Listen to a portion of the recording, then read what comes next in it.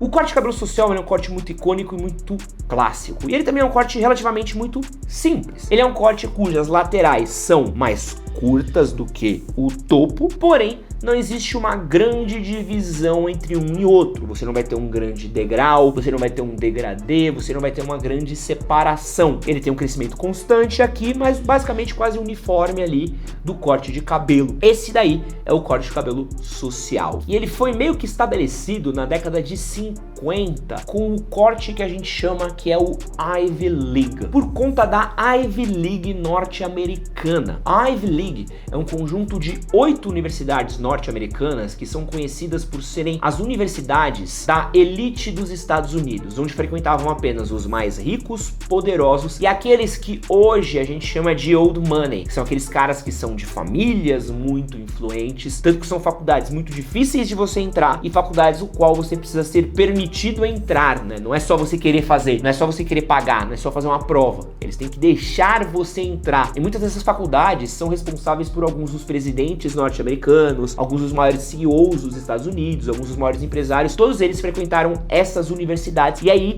esse corte ficou conhecido como Ivy League, que eram os cortes que aquelas pessoas usavam. Então, eram pessoas que normalmente iam virar banqueiros, donos de empresas, grandes empresários, e acabou sendo configurado por aqui na tradução como corte de cabelo social. Existem alguns tipos de corte de cabelo social que a gente pode falar a respeito. Existe o corte de cabelo social curto, existe o corte de cabelo social médio, existe o corte de cabelo social longo, existe o corte de cabelo social side part. Esses três primeiros daqui, eles são o comprimento do cabelo, né? Então são um corte de cabelo mais curto, mais discreto, menorzinho. Pra quem não quer passar tanto tempo penteando o cabelo, não quer ter tanto trabalho, você pode apostar na versão mais curta. O médio e longo é para quem já gosta de trabalhar um pouquinho mais no cabelo. Você pode texturizar, você pode apostar num produto como pomada para fazer a fixação. Você pode deixar ele natural também, não tem problema. Ou você pode fazer a versão side part. E a versão side part, ela pode ser duas que eu acho que são as mais interessantes. Ou a side part total, você pega aqui, ó, a lateral do seu cabelo e joga toda pro lado, ou você pode fazer a 80-20, onde você pega uma proporção de 20% do seu cabelo, penteia para um lado